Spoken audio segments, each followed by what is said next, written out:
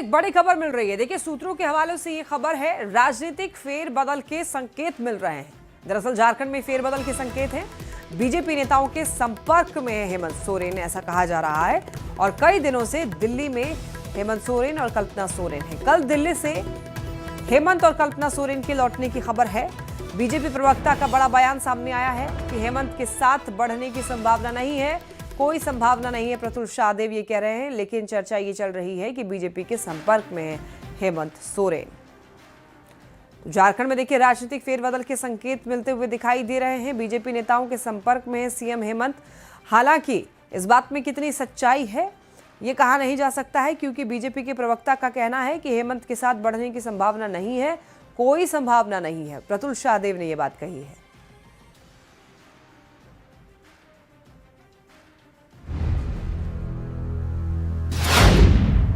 क्या झारखंड की राजनीति में खेला होने जा रहा है? ये हम नहीं कह रहे, बल्कि सूत्रों के हवाले से बड़ी खबर मिल रही है, जिससे झारखंड में राजनीतिक फेरबदल के संकेत मिल रहे हैं। सूत्रों से मिली जानकारी के मुताबिक सीएम हेमंत सोरेन बीजेपी नेताओं के संपर्क में बताए जा रहे हैं। अभी पिछले कई दिन से हेमंत सोरेन और कल्पना सोरेन दिल्ली में हैं और बुधवार को उनके रांची लौटने की संभावना है। इस तरह की सुगबुगाहट पर जब न्यूज 18 ने बीजेपी प्रवक्ता प्रफुल्ल शाहदेव से संपर्क किया तो उन्होंने हेमंत सोरेन से किसी भी नजदीकी को नकारा और साफ कह दिया कि दोनों के साथ आने की कोई संभावना नहीं है। दूसरी ओर जेएमएम ने भी सोशल साइट एक्स पर अपने ऑफिशियल हैंडल से लिखा, झारखंड झुकेगा नहीं। कांग्रेस का भी यही कहना है, गठबंधन में सब कुछ ठीक है और सभी विधायक एकजुट हैं। इस तरह की कोई कहीं बात नहीं है। हमारे गठबंधन के सभी विधायक एकजुट हैं, एक साथ हैं। कल परसों हमारे विधायक दल की बैठक है, हमारे गठबंधन दल के विधायकों की बैठक है। आप देखेंगे कौन आए नहीं आए।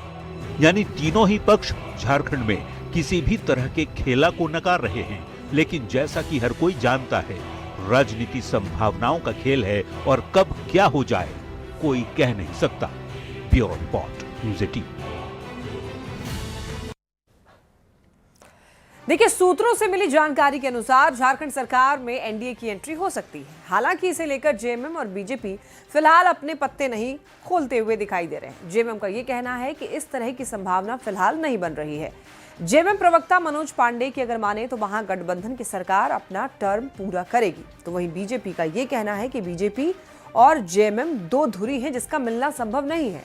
जहां एक तरफ बीजेपी खुद को राष्ट्रवादी बताती है, तो वहीं जेएमएम पर तुष्टीकरण करने का आरोप लगाती हुई नजर आई।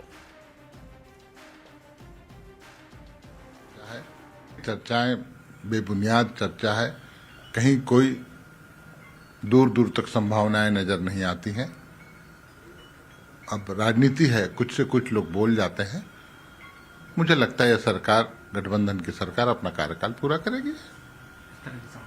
अब फिलहाल कोई संभावना नहीं। झारखंड मुक्ति मोर्चा तुष्टीकरण में विश्वास करता है। हम स्वच्छ राजनीति में विश्वास करते हैं। झारखंड मुक्ति मोर्चा के लिए भ्रष्टाचार एक संस्थागत हथियार बन गया है।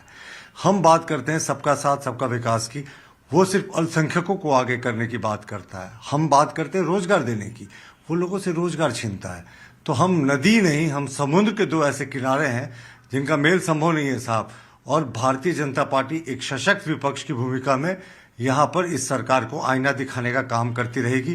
दूर दूर तक ऐसी कोई संभावनाएं नहीं है। और ज्यादा जानकारी के लिए न्यूज़ 18 संवाददाता निरंजन हमारे साथ जुड़ रहे हैं। निरंजन, ये जो खबरें सामने आ रही हैं उसमें कितनी सच्चाई है कि यहाँ पर बीजेपी के संपर्क में है हेमंत सोरेन? देखिए, अगर हम झारखंड की विधानसभा की अगर बात करें तो कुल 81 विधानसभा सीट यहाँ है। और वर्तमान में अभी अगर बात करें तो झारखंड मुक्ति मोर्चा के पास 34 है, कांग्रेस के पास 16 है, आरजेडी के पास 4 और लेफ्ट के पास 2 है। यानी कुल 56 विधायक अभी महागठबंधन के पास हैं, जो सत्ता में बने हुए हैं। और अगर हम इधर बात करें, नया जो समीकरण बनने की संभावना दिख रही है, अगर हम एनडीए की बात करें तो बीजेपी के पास 21 है, लोजपा के पास 1 है और राजदू के पास 1 है और जदयू के पास 1 है और झारखंड मुक्ति मोर्चा के पास 34 विधायक तो है ही। यानी कुल 58 इधर बन रहे हैं। समीकरण जो नया जो दिखाई दे रहा है, जो कयास चल रहे हैं। लेकिन अब उम्मीद की जा रही है कि झारखंड मुक्ति मोर्चा के जो 34 विधायक हैं और कुल मिलाकर देखें तो जो बहुमत होती है वो 41 होती है। यानी अगर हम बात करेंगे 34 और 6 40 है 41, यानी कुल मिलाकर 7 विधायक की जरूरत और होगी। तो भारतीय जनता पार्टी के पास 21 विधायक हैं। अगर वो सत्ता में जाती है तो कोई बात नहीं, अगर बाहर से सपोर्ट करता है तो कुछ, लेकिन इतना तय जरूर है कि जो विधायक कांग्रेस के हैं, इससे पहले भी आपने देखा कि 3 विधायक को पकड़ा गया था, पश्चिम बंगाल जा रहे थे, तो कई विधायक संपर्क में थे भारतीय जनता पार्टी के बड़े नेताओं से, लेकिन चूंकि वह कारगर नहीं हो पाया, मिशन फेल हो गया। लेकिन अब जबकि सत्ता में है, और आप देखें कि इससे पहले भी दुमका में मुख्यमंत्री थे तो उसमें भी साथ में नहीं थे, ये कोई भी नहीं था। यानी मंत्री जो एक है और 4 मंत्री हैं कांग्रेस के, 1 मंत्री आरजेडी के, ये भी नहीं थे। और दूसरी ओर लेकिन निरंजन देखिए, जेएमएम और बीजेपी दोनों की विचारधारा जो है वो अलग अलग है, तो ऐसे में दोनों का गठबंधन करना क्या वाकई लग रहा है कि हो पाएगा? लेकिन ऐसा हुआ है, झारखंड मुक्ति मोर्चा भारतीय जनता पार्टी के साथ सरकार बनाई है, ऐसी बात नहीं है, क्योंकि इससे पहले भी बन चुकी है, ये पहली बार अगर होगी। लेकिन राजनीति में चूंकि आप देख रहे हैं कि झारखंड में लगातार जिस तरह से संभावनाएं बनती दिख रही है, इससे पहले भी प्रधानमंत्री कई दौरे कर चुके हैं, और जिस तरह से बॉडी लैंग्वेज अगर हम देखें हेमंत सोरेन का रहा है, और बड़ी शालीनता के साथ उन्होंने मुलाकात की है। अगर हम बात करें उनसे, तो जब भी आए अमित शाह हो, जो नीति आयोग की बैठक थी, या फिर दिल्ली में जो ठीक है निरंजन, तो इस राजनीतिक फेरबदल की जो खबरें हैं इसके बारे में आप जो जानकारी है वो इकट्ठा करिए। बहुत धन्यवाद आपका इन तमाम जानकारियों के लिए। फिलहाल राज्य से एक बड़ी खबर अब मिल रही है। देखिए, आज दिल्ली से लौटेंगे मुख्यमंत्री हेमंत सोरेन। 4 दिसंबर को सत्तारूढ़ गठबंधन विधायकों की बैठक में भाग लेंगे।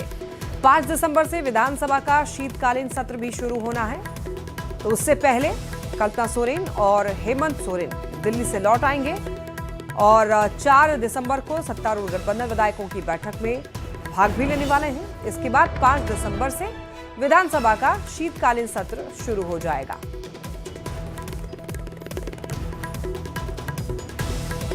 और अब देखिए, छपरा से एक बड़ी